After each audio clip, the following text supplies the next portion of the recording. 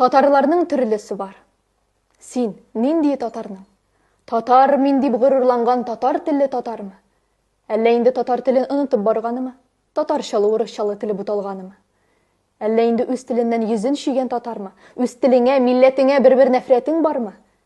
Әллә инде читкә китеп туганын онытканмы? Динен, телен генә түгел, денен дә югалтканмы? Әллә инде мин татар дип сүз чәйнәп йөрүчеме? Әллә үз теле, иленең ширләрен белүчеме? Ширен белеп үз халкыңа ярдәм кулын сузамсың? Әллә инде кулың селтәп «Привет» дип узамсың? Урысча сорасалар да, үз телеңдә җавап бир.